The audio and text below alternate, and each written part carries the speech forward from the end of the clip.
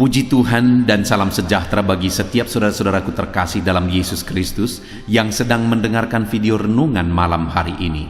Saudara sedang mendengarkan renungan malam, renungan yang dibuat secara ekspositori untuk menjadi renungan harian dan renungan pengantar tidur setiap anak-anak Tuhan, dengan harapan setiap saudara diberkati melalui firman Tuhan dan doa di dalam channel ini.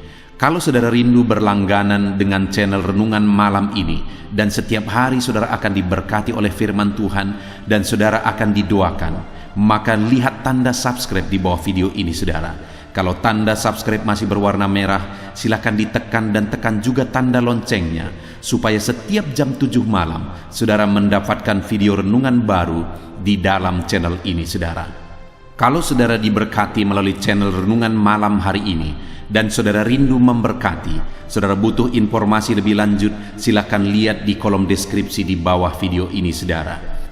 Puji Tuhan saudara, saudara akan beristirahat dengan penuh damai sejahtera Allah malam hari ini setelah saudara diberkati melalui firman Tuhan dan setelah saudara didoakan. Itu sebabnya dengarkan terus video ini saudara. Mari kita berdoa buat firman Tuhan yang akan kita renungkan bersama malam hari ini.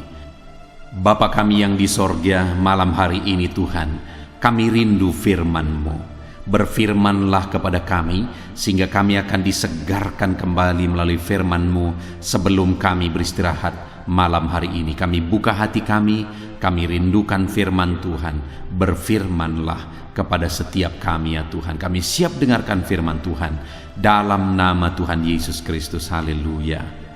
Amin. Puji Tuhan saudara. Adapun topik firman Tuhan yang saya rindu kita renungkan bersama di dalam video renungan malam hari ini adalah topik tentang penyebab keberhasilan dan penyebab kegagalan. Dalam kita menjalani hidup kita, berbicara tentang keberhasilan dan kegagalan, itu akan selalu diperhadapkan bagi kita. Nah, dan saya percaya saudara, setiap orang merindukan keberhasilan dalam hidupnya. Dan setiap orang rindu supaya kegagalan itu dijauhkan dari kehidupannya. Hari ini pun dalam segala aspek kehidupan saudara, saudara pasti merindukan keberhasilan dalam hidup saudara, dan biarlah kegagalan itu jauh dari kehidupan saudara. Tetapi yang menjadi masalahnya saudara adalah seringkali apa yang kita inginkan, apa yang kita tuju, apa yang kita rindu untuk raih, tidak sejalan, tidak sesuai dengan bagaimana kita menjalani hidup kita. Sehingga selalu saja kita mau menuju ke satu tempat, ke kanan, tetapi jalan kita menuju ke kiri. Bagaimana itu bisa terjadi? Bagaimana itu bisa sinkron? Bagaimana tujuan kerinduan kita itu menjadi kenyataan kalau yang kita tuju ke kanan sedangkan kita jalan ke kiri? Itu yang seringkali terjadi.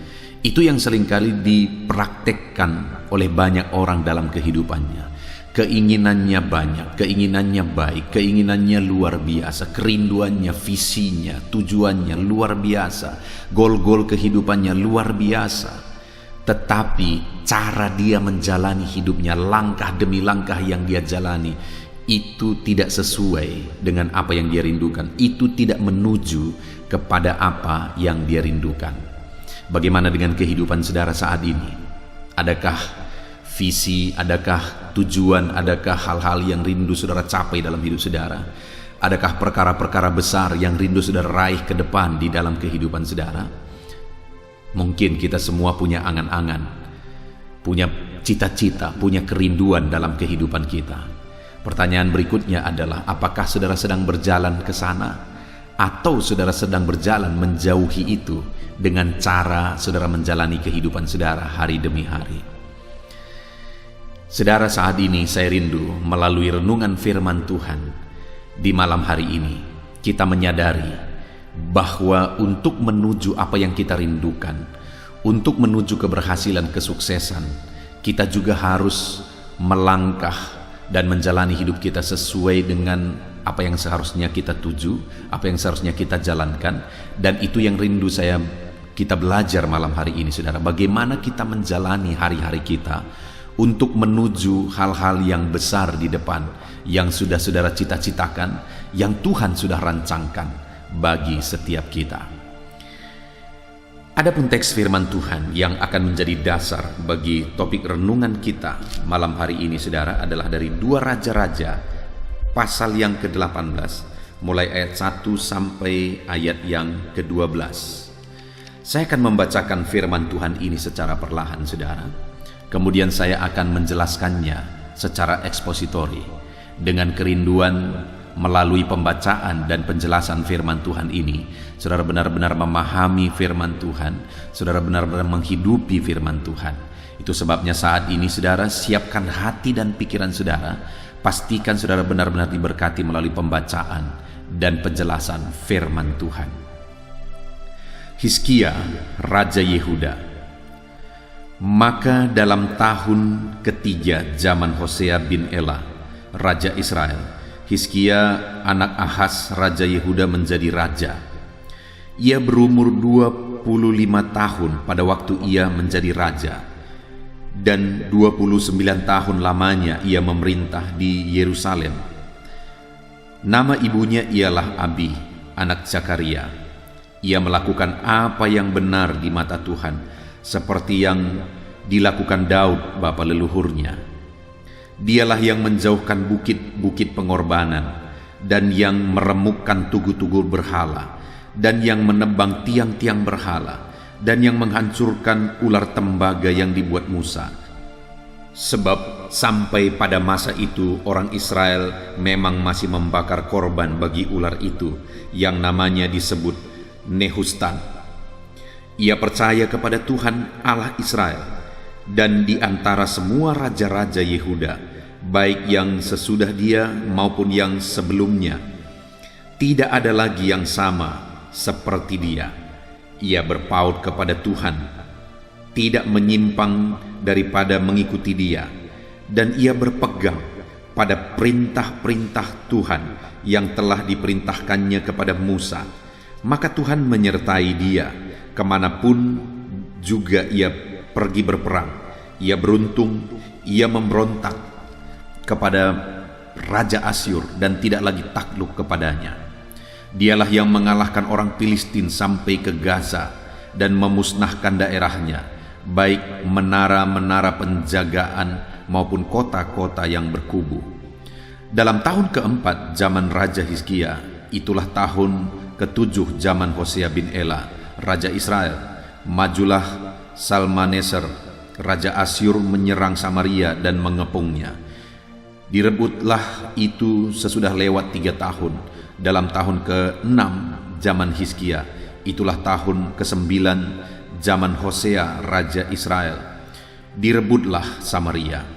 Raja Asyur mengangkut orang Israel ke dalam pembuangan ke Asyur dan menempatkan mereka di Halah pada sungai Habor, yakni sungai negeri Gozan, dan di kota-kota orang Madai, oleh karena mereka tidak mau mendengarkan suara Tuhan Allah mereka dan melanggar perjanjiannya, yakni segala yang diperintahkan oleh Musa hamba Tuhan. Mereka tidak mau mendengarnya dan tidak mau melakukannya. Puji Tuhan, saudara. Konteks dari firman Tuhan yang telah dibacakan kepada saudara adalah kisah Raja Hizkia, di mana di dalam kisah yang dicatat di sini, saudara, ada 2 peristiwa, ada 2 kejadian yang sangat bertolak belakang dalam kepemimpinan Hizkia. Di mana kejadian yang pertama yaitu kejadian kejayaan, di mana Tuhan campur tangan atas kehidupan Hizkia dan kerajaan yang dipimpinnya. Dan kejadian yang kedua adalah kejadian kehancuran. Kita lihat di ayat yang ke-7, di sana dikatakan, maka Tuhan menyertai dia kemanapun juga ia pergi berperang. Ia beruntung, ia memberontak kepada Raja Asyur dan tidak lagi takluk kepadanya. Dialah yang mengalahkan orang Filistin sampai ke Gaza dan memusnahkan daerahnya, baik menara-menara penjagaan maupun kota-kota yang berkubu. Ini satu peristiwa, satu masa, saudara, di mana kerajaan Hizkia itu mengalami kejayaan yang luar biasa. Dia mengalami kemenangan yang luar biasa. Dia mengalahkan Asyur yang selama ini menjajah mereka. Dia juga mengalahkan Filistin dan memusnahkan daerah-daerah mereka. Jadi ada masa kejayaan yang luar biasa yang dialami oleh Hizkia ketika dia memimpin orang Israel. Dan saudara, itu terjadi di ayat 7 bagian pertama atau kalimat pertama dikatakan, maka Tuhan menyertai dia. Jadi yang memberi atau yang membuat Hizkia mengalami kemenangan yang luar biasa, mengalami kejayaan yang luar biasa saudara, itu oleh karena Tuhan menyertai dia. Penyertaan Tuhanlah yang mengerjakan keberhasilan. Penyertaan Tuhanlah yang mengerjakan kesuksesan dalam dia. Penyertaan Tuhanlah yang memberi kejayaan dan kemenangan bagi Hizkia dan kerajaan Yehuda yang dipimpinnya. Luar biasa ketika Tuhan menyertai saudara, perkara besar terjadi. Perkara yang luar biasa terjadi. Kemenangan yang luar biasa terjadi. Keberhasilan, kesuksesan yang luar biasa terjadi. Dan saat ini saya pun menegaskan kepada setiap saudara yang sedang mendengarkan video ini, bahwa saya dan saudara kita perlu penyertaan Tuhan di dalam kehidupan kita saudara. Apapun situasi dan keadaan saudara saat ini, jika Tuhan menyertai kehidupan saudara, maka segala situasi, segala keadaan bisa berubah. Tidak ada perkara yang mustahil kalau Tuhan menyertai. Hal yang paling mustahil pun bisa terjadi jika Allah menyertai.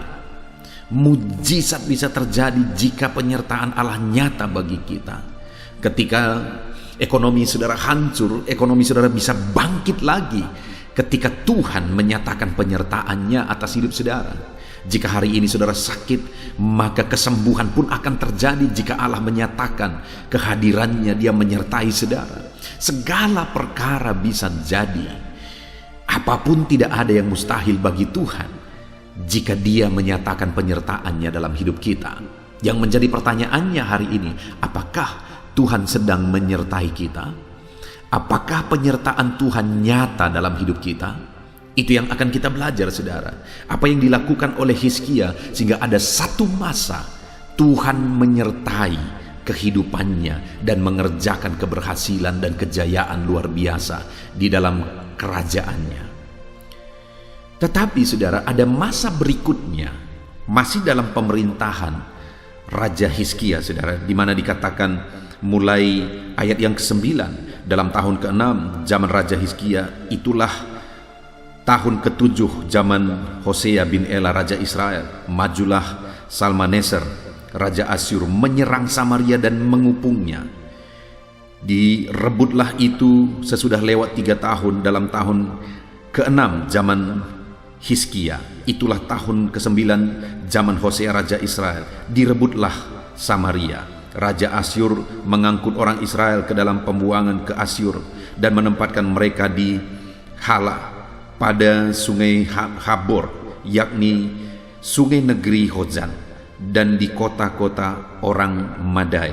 Di sisi lain saudara, ada kehancuran, ada kekalahan yang dialami oleh Israel dalam kepemimpinan Hosea waktu itu saudara. Dan kekalahan itu terjadi begitu parahnya. Kenapa? Oleh karena mereka, di ayat 12 dikatakan, oleh karena mereka tidak mau mendengarkan suara Tuhan Allah mereka dan melanggar perjanjiannya, yakni segala yang diperintahkan oleh Musa hamba Tuhan. Mereka tidak mau mendengarkannya dan tidak mau melakukannya. Jadi pada waktu itu saudara, kerajaan Israel terbagi menjadi 2, yaitu kerajaan Yehuda dan kerajaan Israel. Kerajaan Yehuda itu di bawah kepemimpinan Hizkia, sedangkan kerajaan Israel di bawah kepemimpinan Hosea. Jadi sebagai satu bangsa, ada satu masa, ada satu bagian, ada satu daerah di mana semua mereka sebenarnya umat Tuhan. Tetapi kerajaan Yehuda mengalami kejayaan luar biasa, tetapi kerajaan Israel mengalami kehancuran yang luar biasa. Mereka dihancurkan oleh musuh, mereka ditawan oleh musuh.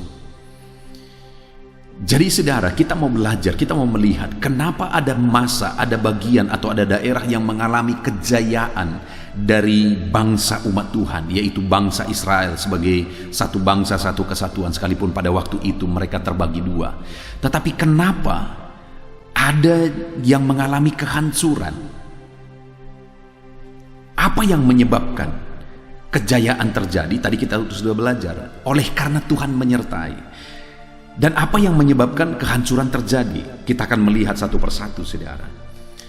Dikatakan tadi bahwa kenapa Hizkia mengalami kejayaan dan berhasil dalam memimpin Yehuda, saudara. Karena di ayat 7 dikatakan, Tuhan menyertai dia. Kemanapun dia pergi, maka segala yang dikerjakannya itu berhasil. Kerajaannya berhasil, kepemimpinannya berhasil. Ketika dia berperang, dia menghancurkan musuh. Kenapa itu bisa terjadi? Kenapa Tuhan menyertai dia sehingga dia berhasil, saudara, dalam penyertaan Tuhan? Yang pertama yang kita lihat adalah di ayat yang ketiga, di mana di sana dikatakan, ia melakukan apa yang benar di mata Tuhan, tepat seperti yang dilakukan Daud bapa leluhurnya. Dialah yang menjauhkan bukit-bukit pengorbanan dan meremukkan tugu-tugu berhala, dan yang menebang tiang-tiang berhala, dan yang menghancurkan ular tembaga yang dibuat Musa. Sebab sampai pada masa itu orang Israel memang masih membakar korban bagi ular itu, yang namanya disebut Nehustan. Saudara, yang pertama yang dilakukan Hizkia dalam kepemimpinannya, dalam kerajaannya, sehingga ayat 7 dikatakan Tuhan menyertai dia dan dia mengalami keberhasilan, adalah karena dia hidup benar dan kepemimpinannya ada dalam kebenaran firman Tuhan, karena dia mencontoh Daud bapa leluhurnya, kata firman Tuhan. Dia hidup benar, dia memimpin benar, dan dia menghancurkan segala sesuatu yang tidak berkenan di hadapan Tuhan di kerajaan itu, di mana pada waktu itu masih ada bukit-bukit pengorbanan berhala, masih ada ular yang mereka sembah, ular buatan Musa yang mereka sebut sebagai Nehustan. Mereka masih menyembah berhala. Bangsa itu mengalami kesulitan seringkali karena mereka menyembah berhala, karena mereka menduakan Tuhan, karena mereka menyakiti hati Tuhan. Tapi begitu Hizkia bangkit, maka dia hidup dalam kebenaran, dia memimpin dalam kebenaran, dia membersihkan semua yang tidak berkenan di hadapan Tuhan, sehingga akhirnya apa yang terjadi? Tuhan menyatakan penyertaannya atas kehidupan Hizkia, atas kerajaan yang dipimpinnya, dan Tuhan mengerjakan keberhasilan. Hari ini sekali lagi saya mau menegaskan kepada saudara, kalau saudara rindu mengalami keberhasilan dalam hidupmu, maka engkau membutuhkan penyertaan Tuhan. Rindukanlah penyertaan Tuhan di dalam kehidupan saudara. Bagaimana supaya Allah menyatakan penyertaannya? Bukan sekedar kita merindukannya, tapi hiduplah dalam kebenaran. Dalam hal apapun yang menjadi profesi saudara, lakukanlah kebenaran di sana. Bersihkan yang tidak benar di hadapan Tuhan. Seringkali saudara, yang menjadi masalah sehingga Tuhan tidak mengerjakan keberhasilan, sehingga Tuhan tidak menyertai adalah banyak orang kelihatan rohani di gereja, bahkan menjadi pelayan di gereja, tetapi dalam dunia profesi mereka tidak ada lagi rohaninya di sana. Kenapa? Semua yang tidak benar juga dilakukan di sana. Hal-hal yang melanggar firman Tuhan dilakukan di sana.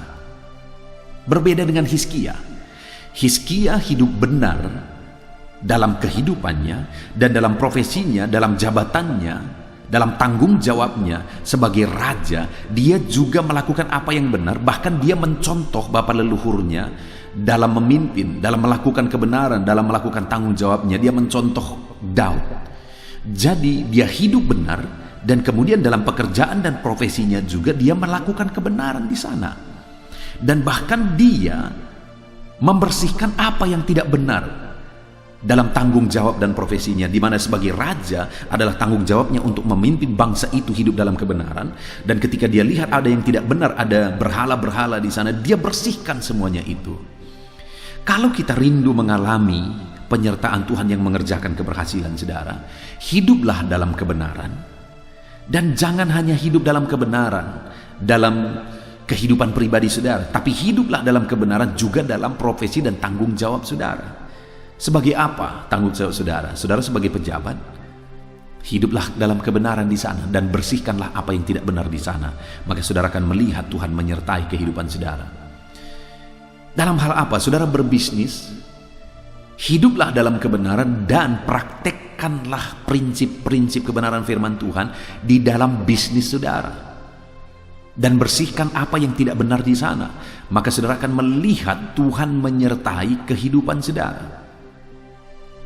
Apapun yang menjadi profesi saudara hari ini, saudara, hiduplah dalam kebenaran dan juga praktekkan hidup benar dalam pekerjaan saudara, dalam profesi saudara, dalam bisnis saudara, dalam usaha saudara, dalam apapun yang saudara kerjakan dalam kehidupan saudara sehari-hari, praktekkan juga di sana. Saudara, alangkah menyedihkan beberapa waktu belakangan ini, beberapa peristiwa terjadi. Ada orang-orang Kristen yang mereka memiliki nama besar. Kenapa? Karena mereka pengusaha yang sukses. Kenapa? Karena mereka pejabat yang sukses. Tetapi belakangan ada beberapa orang Kristen yang ditangkap oleh karena mereka korupsi. Siapa mereka, saudara? Mereka adalah orang-orang yang begitu rohani kelihatannya, begitu sungguh-sungguh kelihatannya. Mereka bahkan terlibat dalam pelayanan-pelayanan di gereja. Malah belakangan ini ada satu orang yang suka sekali untuk berkorban, saudara. Berkorban untuk pekerjaan Tuhan, berkorban untuk banyak hal, tapi ternyata uang yang dikorbankan itu adalah uang korupsi. Bayangkan, saudara. Itu yang terjadi sehingga endingnya ditangkap dan berakhir di penjara. Dengar, Tuhan tidak akan menyertai apa yang saudara jalankan dalam kesalahan, apa yang saudara jalankan yang bertentangan dengan firman Tuhan. Tuhan tidak akan menyertai bisnis saudara kalau saudara mempraktekkan hal-hal yang melanggar firman Tuhan. Yang ada mungkin sekarang semuanya masih baik-baik saja, mungkin sekarang kelihatan saudara berhasil, tetapi pada akhirnya kehancuran yang akan terjadi, saudara. Pada akhirnya kehancuran yang akan terjadi. Itu sebabnya sekali lagi saya mau menegaskan, hiduplah dalam kebenaran dan praktekkan kebenaran itu di bidang pekerjaan saudara masing-masing. Maka saudara akan melihat Tuhan menyertai saudara dan Tuhan mengerjakan keberhasilan di dalam kehidupan saudara. Kemudian yang kedua, saudara, bagaimana dia menjalani kehidupannya sehingga Tuhan menyertai dia dan Tuhan mengerjakan keberhasilan dan kejayaan dalam kepemimpinannya sebagai raja orang Yehuda.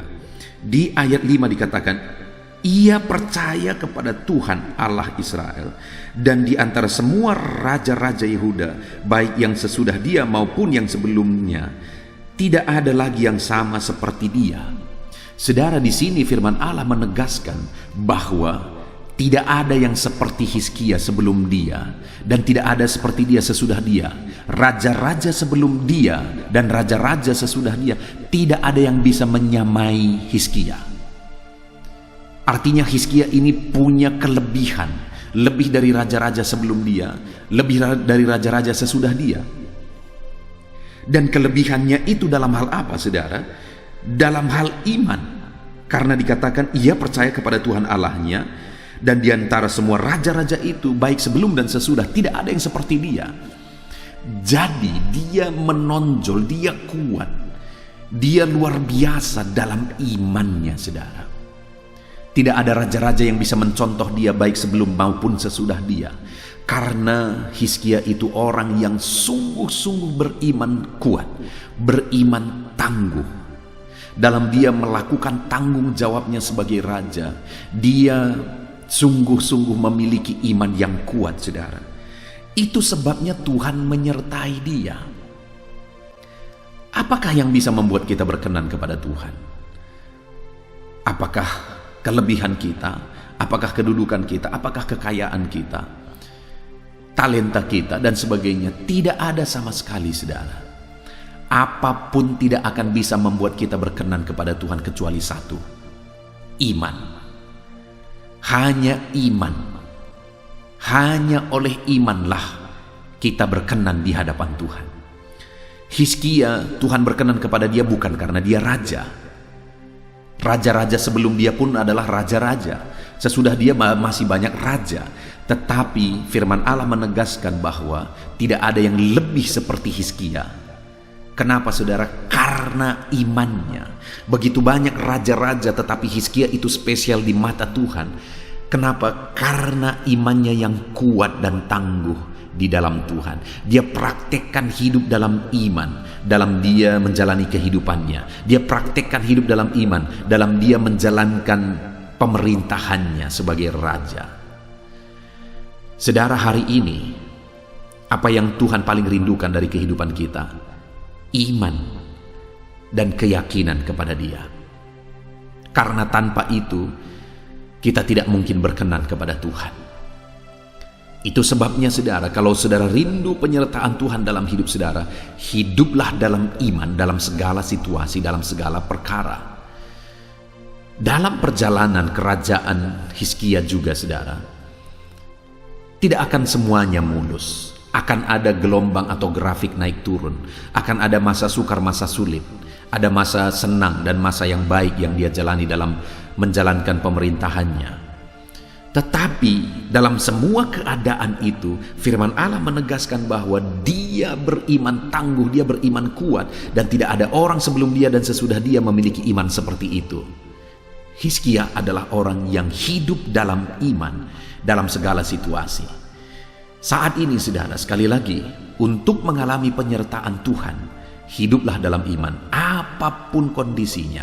Sekalipun saat ini situasi yang ada, kondisi saudara mungkin menghancurkan iman saudara karena saudara tidak paham kenapa ini bisa terjadi. Tetaplah bertahan dalam iman. Tetaplah bangkit dalam iman. Saudara, saya mengalami satu pengalaman atau melihat satu pengalaman luar biasa di masa kecil saya, dan itu mempengaruhi hidup saya luar biasa. Di mana pada waktu saya masih kecil, saya masih ingat sekali bapak saya mengalami sakit, di mana kakinya waktu itu mengalami seperti bisul, tetapi begitu parahnya, dan dibawa ke rumah sakit juga tidak sembuh-sembuh, dan sampai betisnya hampir habis. Begitu parahnya, dia tidak bisa jalan, dia jalan ngesot begitu lamanya pada waktu itu. Dan dia sudah berobat kemana-mana. Dia sudah berobat ke dokter. Tetapi penyakit itu begitu parahnya saudara. Dan sampai akhirnya pada waktu itu saya masih mengingat begitu banyak orang akhirnya menyarankan kepada dia supaya dia berobat ke dukun. Orang-orang berkata di sana ada dukun yang bisa menyembuhkan penyakit seperti itu. Karena menurut orang-orang pada waktu itu penyakit yang dia alami oleh karena guna-guna.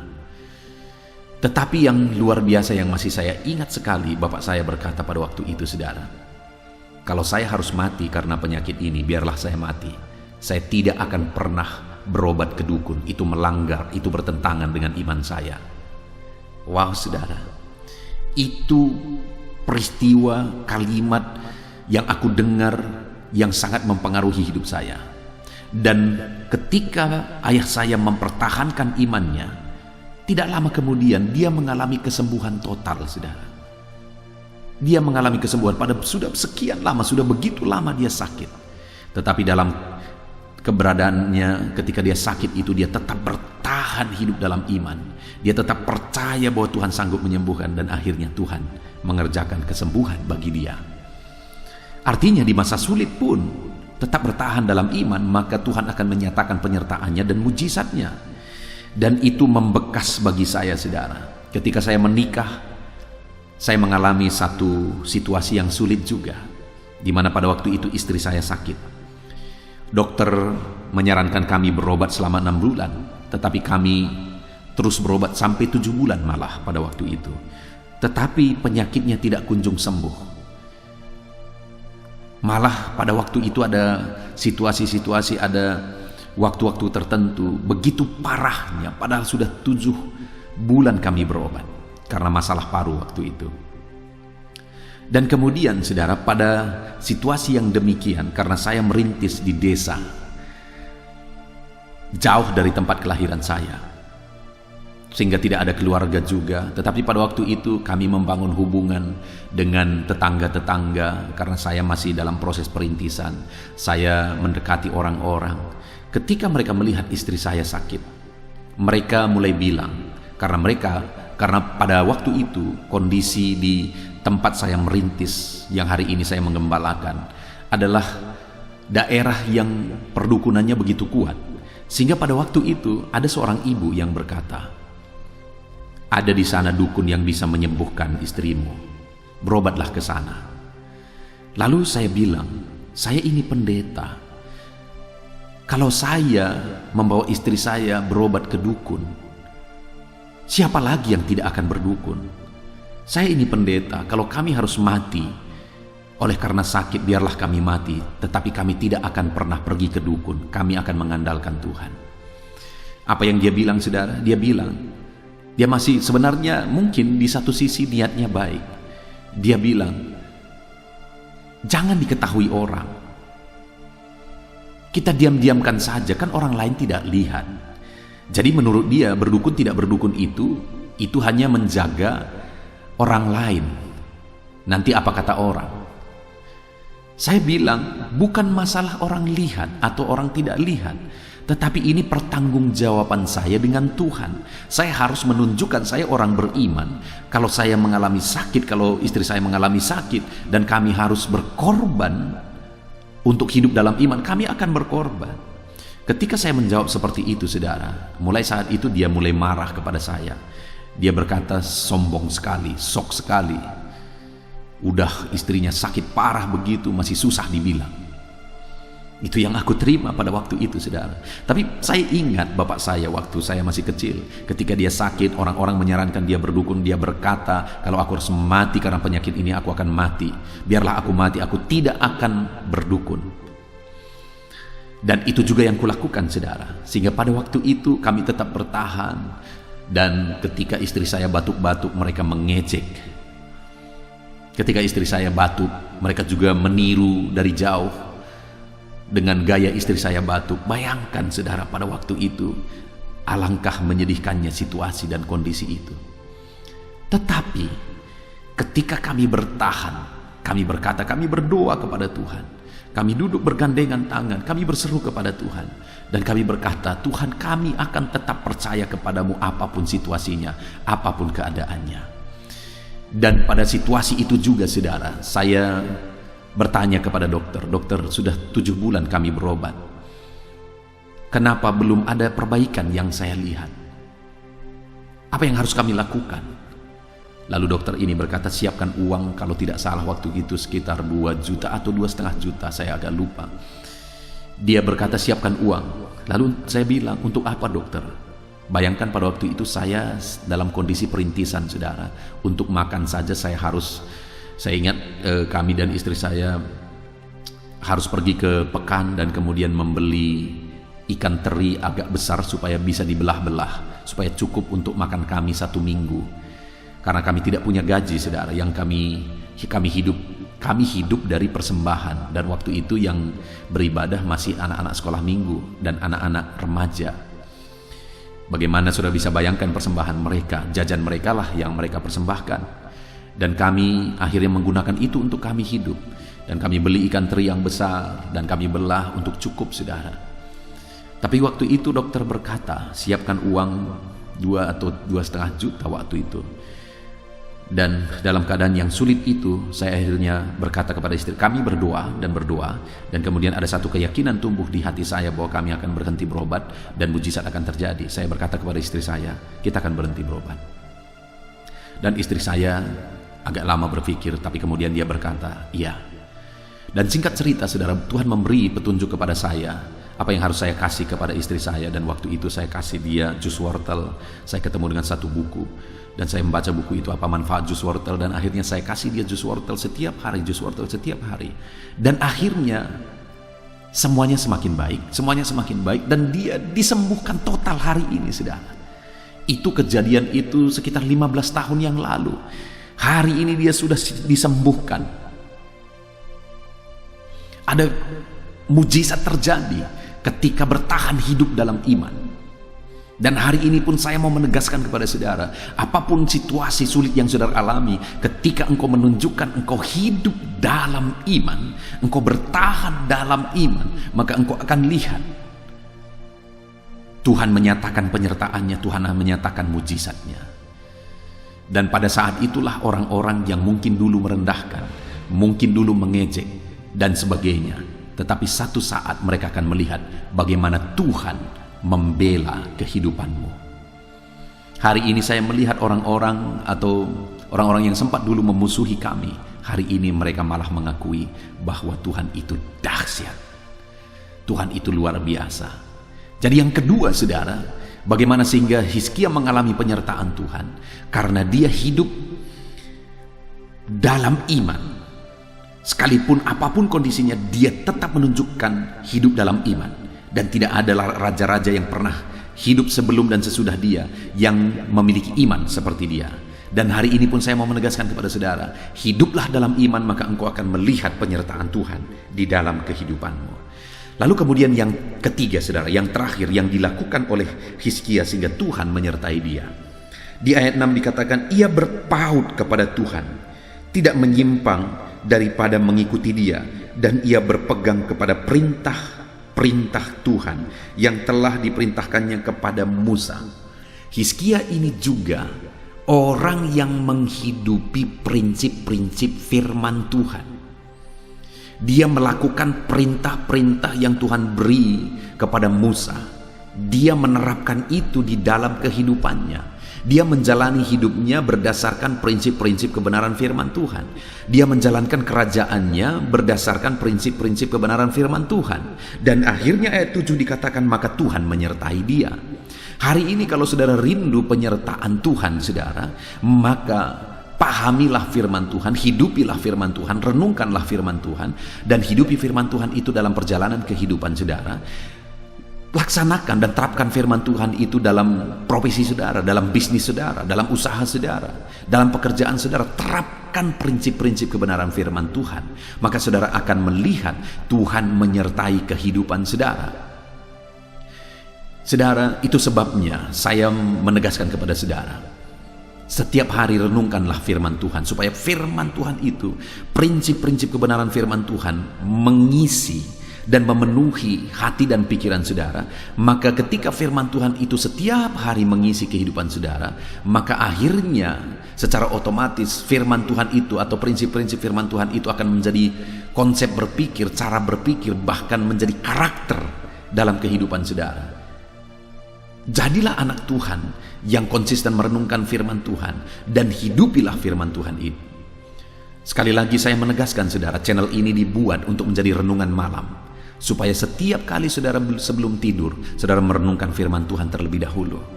Dan firman Tuhan itu akan mengisi hati dan pikiran saudara. Dan kemudian saya juga membuat channel yang lain, yaitu renungan pagi saudara, renungan penyejuk jiwa. Itu adalah renungan yang dibuat untuk menjadi renungan anak-anak Tuhan sebelum bekerja di pagi hari. Supaya apa saudara? Karena saya rindu baik malam sebelum tidur merenungkan firman Tuhan, baik pagi sebelum bekerja merenungkan firman Tuhan. Begitu setiap hari, begitu terus menerus. Dan dengan demikian hidup kita akan diisi oleh firman Tuhan. Dan dengan demikian secara otomatis dalam kita menjalani kehidupan kita, maka kita akan hidup berdasarkan prinsip-prinsip firman Tuhan. Maka ketika kita hidup berdasarkan prinsip firman Tuhan, di ayat 7 dikatakan maka Tuhan menyertai. Puji Tuhan saudara, itu yang dilakukan oleh Hizkia sehingga Tuhan menyertai dia. Sedangkan kerajaan Israel waktu itu mengalami kehancuran. Di sisi lain kerajaan Israel mengalami situasi yang sulit, mengalami kebangkrutan, kehancuran saudara. Apa yang menyebabkan itu? Di ayat 12 dikatakan, oleh karena mereka tidak mau mendengarkan suara Tuhan, oleh karena mereka melanggar perjanjiannya, yakni segala perintah-perintahnya yang diberikan kepada Musa, hamba Tuhan itu. Mereka tidak mau mendengarnya, bahkan tidak mau melakukannya. Jadi di sisi lain kerajaan Israel di bawah kepemimpinan Hosea mengalami kehancuran saudara. Mereka benar-benar hancur waktu itu oleh karena musuh. Kenapa? Karena mereka tidak mau mendengarkan perintah Tuhan, tidak mau menghidupi perintah Tuhan, tidak mau melakukan perintah Tuhan. Hari ini saya mau menegaskan kepada saudara bahwa saudara bisa melihat kedua peristiwa ini, kedua kejadian ini. Di satu sisi Hizkia dalam kepemimpinannya di Yehuda begitu jayanya, begitu berhasilnya. Sedangkan di sisi lain kerajaan Israel begitu hancurnya. Hari ini kejayaan, keberhasilan diperhadapkan kepada saudara. Apakah saudara memilih keberhasilan, kejayaan, kesuksesan, atau saudara memilih kehancuran? Tentu saja semua kita akan memilih kejayaan, keberhasilan. Tetapi apakah saudara menjalani hidup saudara menuju kepada keberhasilan dan kejayaan? Kita belajar dari Hizkia. Dia mengalami kejayaan, mengalami keberhasilan dalam hidupnya. Kenapa saudara? Karena dia hidup benar. Bahkan dia memimpin Yehuda dalam kebenaran. Yang kedua, dia hidup dalam iman. Bahkan tidak ada orang yang beriman atau raja-raja yang beriman seperti dia. Dan yang ketiga saudara, dia hidup dalam prinsip-prinsip kebenaran firman Tuhan. Dan akhirnya Tuhan menyertai dia. Dan penyertaan Tuhan mengerjakan keberhasilan dalam hidupnya. Hari ini saya percaya saudara rindu penyertaan Tuhan mengerjakan keberhasilan dalam hidup saudara. Itu sebabnya hiduplah dalam kebenaran, hiduplah dalam iman, dan hiduplah berdasarkan prinsip-prinsip firman Tuhan. Puji Tuhan saudara, kita bersyukur buat firman Tuhan ini. Saya akan berdoa bagi saudara untuk saudara mengalami penyertaan Tuhan yang mengerjakan keberhasilan. Bapa di sorga, saat ini Tuhan kami sudah belajar firman-Mu bagaimana supaya kami mengalami keberhasilan di dalam kehidupan kami. Dan saat ini Tuhan kami sudah belajar dari kehidupan Hizkia. Dia mengalami keberhasilan dan kejayaan dalam kehidupannya karena dia melakukan apa yang benar. Dia mengalami kejayaan karena dia hidup dalam iman. Dia mengalami kejayaan karena dia hidup berdasarkan prinsip-prinsip kebenaran firman Tuhan. Saat ini hamba berdoa, berkati anak-anak-Mu ini untuk mereka hidup dalam kebenaran, hidup dalam iman, hidup dalam prinsip-prinsip kebenaran firman Tuhan, baik dalam hidup mereka pribadi lepas pribadi, baik di tengah-tengah keluarga mereka, baik dalam profesi mereka, supaya mereka menjadi terang di sana. Dengan demikian Engkau menyertai mereka dan mengerjakan keberhasilan dalam hidup mereka. Terima kasih buat firman-Mu ya Tuhan. Saat ini Tuhan, sebentar lagi kami akan berdoa syafaat bersama. Hamba akan berdoa bagi anak-anak-Mu ini, hamba akan menopang dan mendukung mereka dalam berdoa. Dan sebelum kami berdoa bersama ya Tuhan, jamah setiap anak-anak-Mu ini untuk mereka berkomitmen terhadap firman Tuhan dan nyatakan janji-janji firman-Mu bagi mereka. Terima kasih Bapa di sorga, di dalam nama Tuhan Yesus Kristus kami berdoa. Haleluya. Amin. Haleluya, puji Tuhan saudara. Tiba waktunya saat ini kita akan berdoa bersama. Kita akan menaikkan pergumulan saudara, kerinduan saudara, topik-topik doa saudara di hadapan Tuhan. Percayalah saudara bahwa Tuhan mempedulikan saudara. Tuhan mengasihi saudara. Dia Allah yang sanggup menjawab segala pergumulan saudara. Karena tidak ada yang mustahil bagi Dia. Apa yang menjadi kerinduan saudara, Allah sanggup mewujudkan. Apa yang menjadi beban persoalan saudara, Allah sanggup mengangkat segala beban saudara. Apa yang menjadi masalah saudara, Allah sanggup menyelesaikan segala masalah persoalan kehidupan saudara. Itu sebabnya saat ini saudara, mari kita datang kepada Tuhan dengan sikap yang benar. Mari kita merendahkan diri di hadapan Tuhan, Allah yang sanggup melakukan segala perkara. Mari kita percaya kepada Tuhan yang tiada yang mustahil bagi Dia. Dan mari kita terus bermohon, tekun bermohon, karena Allah pasti menjawab kita. Mungkin saat ini saudara, ada saudara yang telah menaikkan doa-doa saudara sekian waktu, tetapi sampai saat ini saudara belum menerima jawaban doa saudara. Teruslah berdoa, karena Allah pasti akan menjawab segala permohonan doa saudara.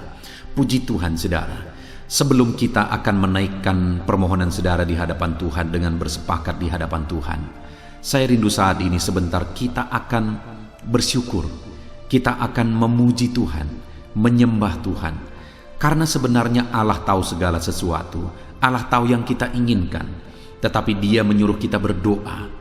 Tetapi yang terpenting dari semuanya itu adalah perkenanan Tuhan. Jika Allah berkenan, maka apapun akan Tuhan kerjakan, dan tiada yang mustahil bagi Dia. Itu sebabnya naikkan syukur bagi Tuhan, naikkan pujian bagi Tuhan, angkat hati, pikiran, dan suara saudara untuk bersyukur dan menyembah Tuhan. Terima kasih Bapa di sorga. Terima kasih ya Tuhan. Saat ini kami bersyukur buat kasih-Mu, kami bersyukur buat kemurahan-Mu. Engkau Allah yang memberi kami kesempatan kembali untuk merendahkan diri, berdoa dan berseru kepadamu ya Tuhan. Terima kasih Bapa yang baik, terima kasih ya Tuhan. Syukur bagimu Bapa buat segala kebaikan-Mu. Kami sembah Engkau, kami puji Engkau, kami tinggikan Engkau, kami agungkan Engkau ya Tuhan. Di dalam nama Tuhan Yesus Kristus, Engkau Allah yang layak dipuji, disembah, ditinggikan, diagungkan dan dimuliakan ya Tuhan. Terpuji-pujilah nama-Mu ya Bapa, mulialah nama-Mu ya Tuhan. Engkau Allah yang layak kami puji, kami sembah dan tinggikan. Haleluya. Saat ini kami merendahkan diri di hadapan-Mu, menaikkan segala pergumulan anak-anak-Mu, menaikkan segala permohonan anak-anak-Mu. Engkau Allah yang sanggup mewujudkan segala pergumulan, segala kerinduan dan permohonan anak-anak-Mu ya Tuhan. Di dalam nama Tuhan Yesus Kristus. Haleluya, haleluya. Saudara, saat ini sebelum kita akan menaikkan segala permohonan-permohonan saudara di hadapan Tuhan, mungkin saat ini ada pergumulan saudara, ada kerinduan khusus saudara di hadapan Tuhan. Mari naikkan di hadapan Tuhan. Mungkin ada persoalan yang saudara hadapi secara khusus saat ini, saudara rindu, ungkapkan di hadapan Tuhan. Mari terlebih dahulu ungkapkan itu di hadapan Tuhan saudara. Saya mendukung saudara di dalam doa. Mulai berkata-kata di hadapan Tuhan. Ya Tuhan, saat ini Bapa, hamba datang menyerahkan anak-anak-Mu ini ke dalam tangan-Mu. Mereka yang sedang menaikkan kerinduannya di hadapan Tuhan. Mereka yang sedang berseru di hadapan-Mu atas segala persoalan, atas segala kerinduan mereka, atas segala permohonan mereka ya Tuhan. Engkau Allah yang peduli, Engkau Allah yang berkuasa, Engkau Allah yang sanggup. Di dalam nama Yesus, di dalam nama Yesus, Engkau yang mewujudkan segala kerinduan anak-anak-Mu ya Tuhan. Engkau yang sanggup mewujudkan segala kerinduan mereka.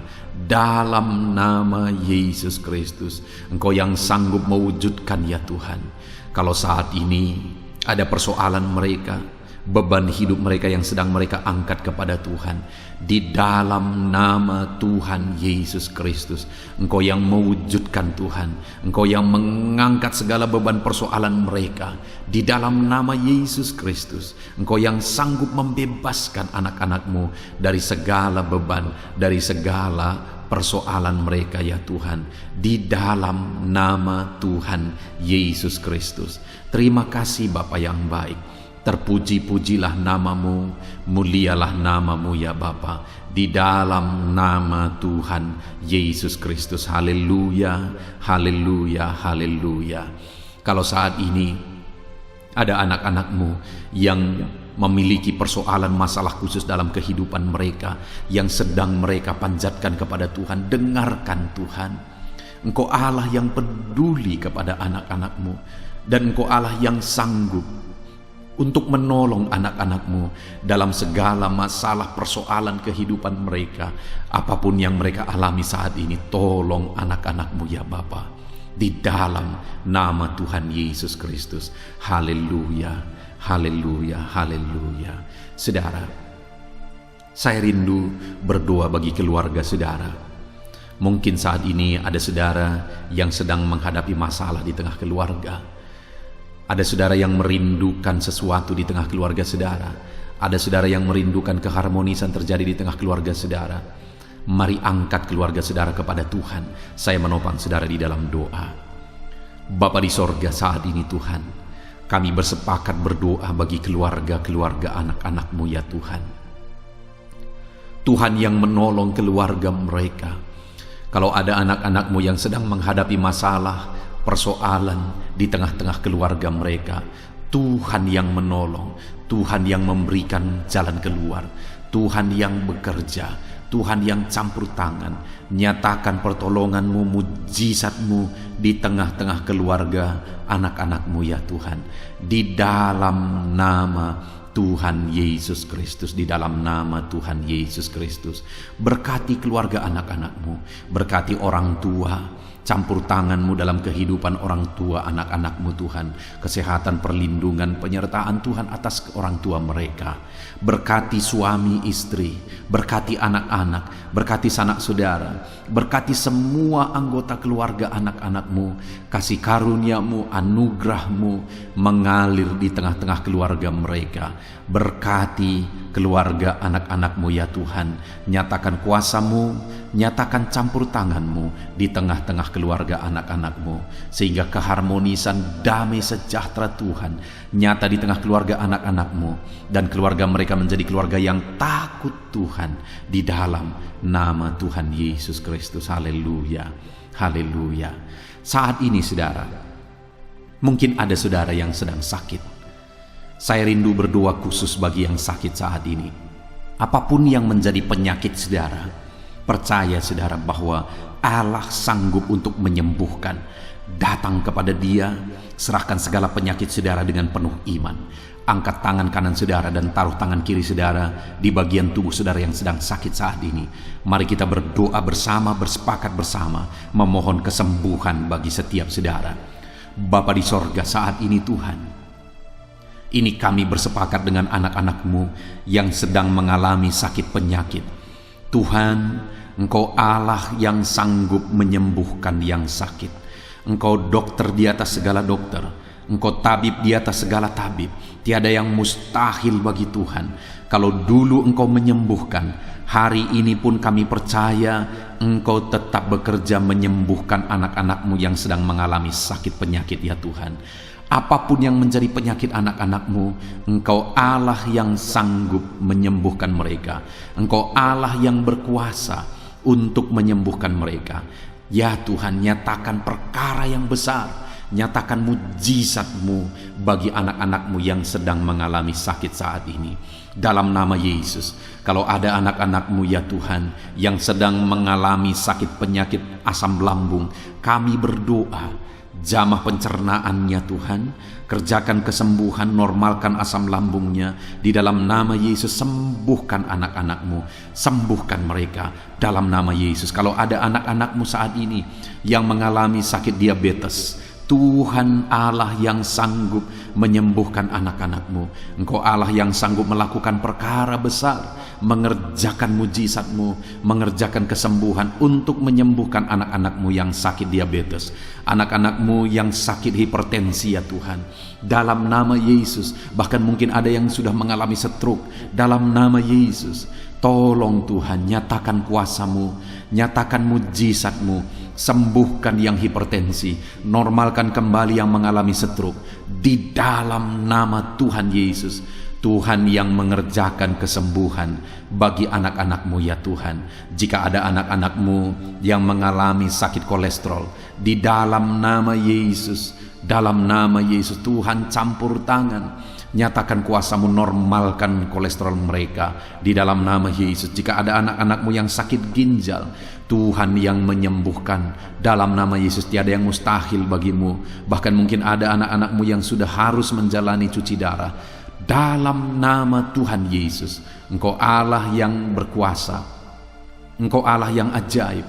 Engkau sanggup menyembuhkan anak-anak-Mu yang mengalami sakit ginjal di dalam nama Tuhan Yesus Kristus. Haleluya, haleluya.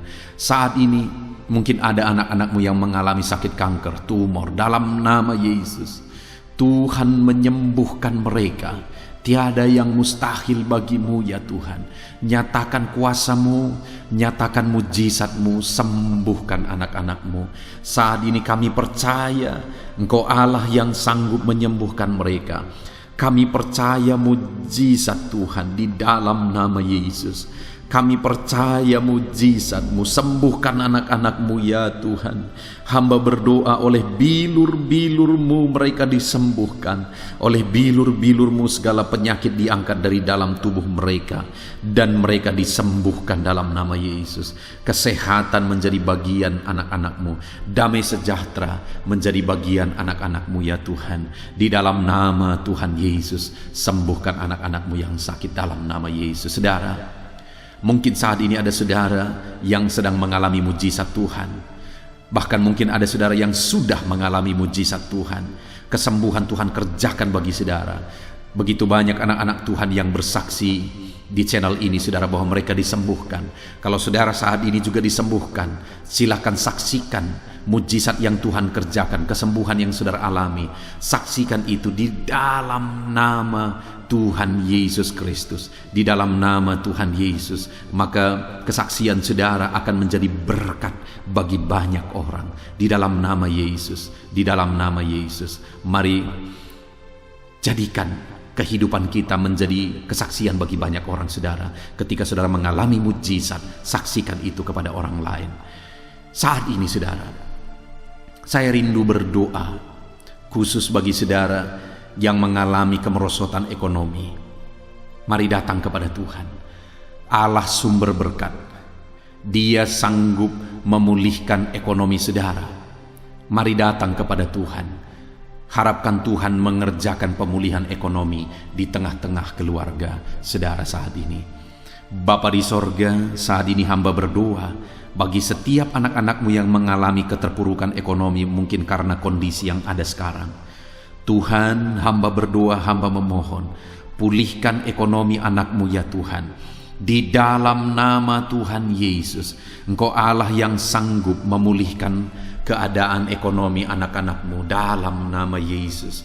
Dalam nama Yesus, bahkan kami berdoa, Tuhan angkat, Tuhan majukan keadaan ekonomi anak-anak-Mu, sehingga ekonomi mereka bisa meningkat di dalam nama Tuhan Yesus. Dalam nama Yesus, hamba berdoa buat segala usaha pekerjaan mereka. Biarlah Tuhan kerjakan keberhasilan, sehingga ekonomi anak-anak-Mu bisa bangkit dan berkembang. Berkati segala usaha pekerjaan mereka dalam nama Yesus. Berkati bisnis mereka. Berkati kalau mereka berdagang, berkati apa yang mereka perjualbelikan yang tidak bertentangan dengan firman Tuhan. Berkati semuanya ya Tuhan. Dalam nama Tuhan Yesus, berkati segala usaha pekerjaan anak-anak-Mu. Curahkan berkat-Mu berlimpah di tengah-tengah kehidupan anak-anak-Mu, sehingga anak-anak-Mu bisa menjadi berkat bagi banyak orang. Bahkan anak-anak-Mu bisa menjadi berkat buat pekerjaan Tuhan ketika hidup mereka diberkati oleh Tuhan. Dalam nama Yesus, pulihkan keadaan ekonomi anak-anak-Mu. Berkati usaha pekerjaan anak-anak-Mu dalam nama Yesus. Jika ada anak-anak-Mu saat ini yang terlilit hutang, hamba berdoa, ya Tuhan, jamah anak-anak-Mu dalam nama Yesus Kristus. Dalam nama Yesus, nyatakan kuasa Tuhan, nyatakan mujizat Tuhan. Dalam nama Tuhan Yesus Kristus, pulihkan anak-anak-Mu sehingga hutang-hutang mereka bisa dilunasi ya Tuhan. Bebaskan anak-anak-Mu dari lilitan hutang. Tuhan, beri jalan keluar bagi mereka di dalam nama Tuhan Yesus Kristus. Haleluya, haleluya, haleluya. Saat ini Tuhan, hamba berdoa bagi profesi anak-anak-Mu satu persatu. Tuhan yang memberkati, berkati para petani ya Tuhan. Mereka adalah orang-orang yang berjasa dalam mencukupkan segala kebutuhan pangan bangsa ini ya Tuhan. Itu sebabnya berkati para petani. Tuhan campur tangan, Tuhan ulurkan tangan-Mu memberkati apa yang mereka tanam, apa yang mereka pelihara, apa yang mereka usahakan. Berkati semuanya di dalam nama Tuhan Yesus Kristus, sehingga apa yang mereka pelihara, apa yang mereka tanam, semuanya bisa berhasil ya Tuhan, dan ekonomi mereka dibangkitkan. Bahkan pangan bagi bangsa ini tercukupi oleh karena para petani berjuang. Berkati para petani ya Tuhan, dalam nama Tuhan Yesus Kristus. Haleluya. Berkati juga para buruh dalam bidang apapun mereka bekerja.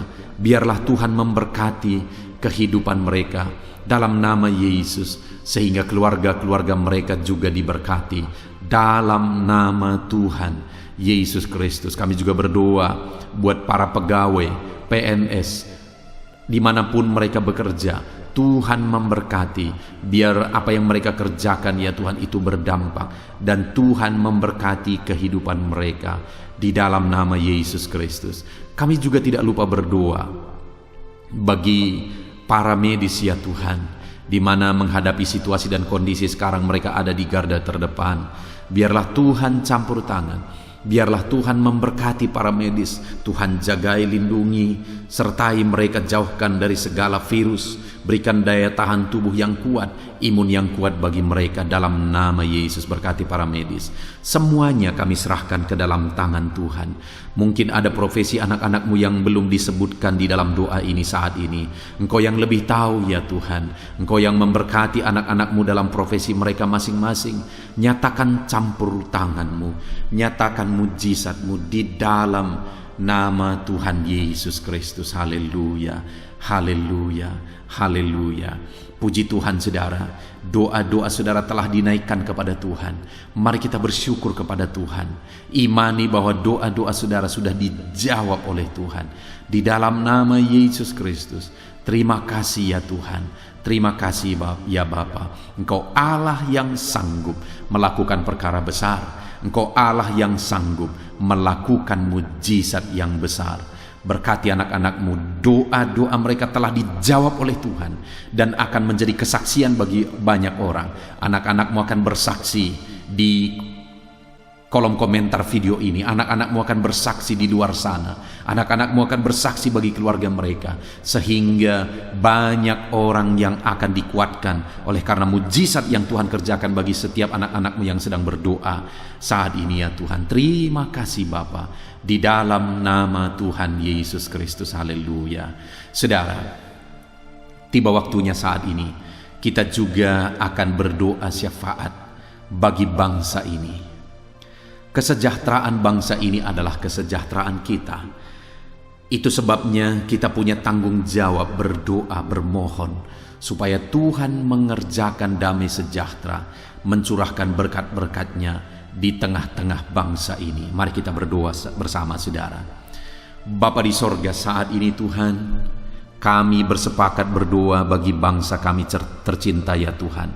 Berkati Indonesia, pulihkan Indonesia, kerjakan mujizat-Mu, kerjakan perkara besar bagi Indonesia ini. Pulihkan keadaan bangsa kami, pulihkan keadaan ekonomi bangsa kami, biar sekalipun di masa yang sulit seperti ini, ekonomi bangsa kami tetap bisa bertahan. Dan kerinduan kami ya Tuhan, ekonomi bangsa kami bisa meningkat tahap demi tahap.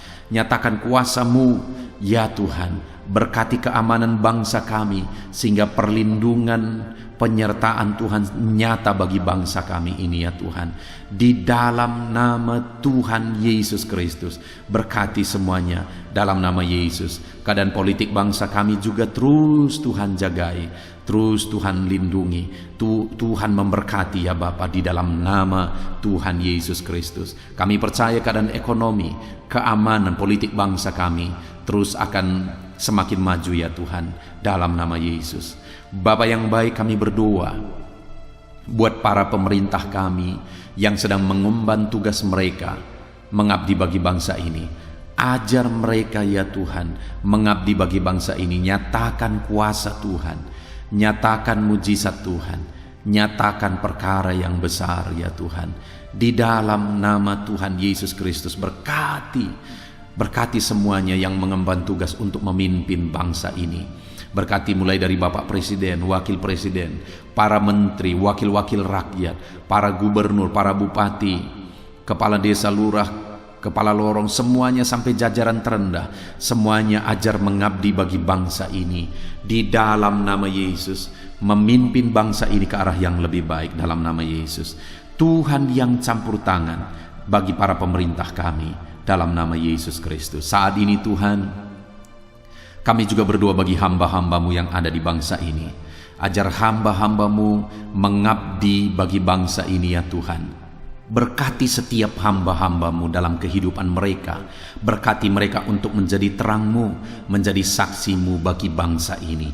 Dalam nama Yesus Kristus, berkati umat-umat Tuhan, supaya umat-umat-Mu, anak-anak-Mu yang ada di bangsa ini menjadi saksi Tuhan, menjadi terang Tuhan di dalam kehidupan mereka, sehingga semakin banyak orang-orang di bangsa ini bisa dibawa kepada Tuhan, sehingga semakin banyak orang-orang yang ada di bangsa ini mengenal Tuhan sebagai juru selamat mereka, dan semakin banyak jiwa-jiwa dibawa kepada Tuhan. Terima kasih Bapa di sorga. Berkati gereja-Mu yang ada di bangsa ini, semua organisasi gereja berkati gereja-gereja lokal, berkati semuanya untuk menjadi alat, jadi terang-Mu ya Tuhan, menjadi alat memperkenalkan Engkau sebagai Tuhan dan Juru Selamat bagi bangsa ini. Ajar kami umat-umat-Mu, ajar gereja-Mu juga berperan untuk kemajuan bangsa ini ya Tuhan, kemajuan ekonomi bangsa, keamanan bangsa. Berkati pakai semuanya ya Tuhan, untuk memajukan bangsa ini dalam nama Tuhan Yesus Kristus. Bapa di sorga, kami serahkan semuanya ke dalam tangan-Mu. Bahkan pemulihan bangsa ini dari situasi pandemi yang ada saat ini, Tuhan campur tangan sehingga virus segera bisa diatasi dan bangsa ini bisa melaju kembali di dalam nama Tuhan Yesus Kristus. Terima kasih ya Bapa di sorga. Saat ini Tuhan, kami sungguh bersyukur. Terima kasih Bapa, doa-doa seruan anak-anak-Mu telah dinaikkan kepadamu. Doa-doa syafaat kami telah dinaikkan kepadamu. Kami percaya doa kami didengar dan Allah sanggup menjawab doa kami. Dalam nama Tuhan Yesus Kristus. Haleluya, haleluya, haleluya, haleluya. Amin. Puji Tuhan saudara. Percaya bahwa doa-doa dan seruan kita telah dijawab oleh Tuhan. Allah mendengar seruan saudara, Allah mendengar jeritan hati saudara, bahkan Allah tahu bahasa tetesan air mata saudara. Itu sebabnya saat ini percayalah bahwa doa-doa yang telah kita naikkan kepada Tuhan, Allah telah mendengar dan Allah telah menjawab kita dalam nama Tuhan Yesus Kristus. Haleluya. Puji Tuhan saudara. Saya percaya setelah saudara mendengarkan renungan firman Tuhan di dalam video ini, dan setelah saudara didoakan, saya percaya saat ini saudara sungguh-sungguh telah diberkati oleh Tuhan. Dan kalau saat ini saudara rindu untuk berlangganan dengan channel ini, sehingga setiap hari saudara diberkati melalui firman Tuhan, dan setiap hari saudara didoakan, silakan lihat tanda subscribe di bawah video ini saudara. Kalau tanda subscribe masih berwarna merah, silahkan ditekan dan tekan juga tanda loncengnya. Dan dengan demikian setiap hari saudara akan mendapatkan video renungan baru. Saudara akan mendapatkan notifikasi ketika video renungan baru diposting di channel ini saudara. Kalau saudara mengalami berkat Tuhan melalui channel renungan malam hari ini saudara, dan saudara rindu memberkati, saudara butuh informasi lebih lanjut, silahkan lihat di kolom deskripsi di bawah video ini saudara. Puji Tuhan saudara, Tuhan kiranya memberkati setiap saudara yang sedang mendengarkan video renungan malam hari ini. Tuhan memberkati saudara di dalam nama Tuhan Yesus Kristus. Haleluya. Amin.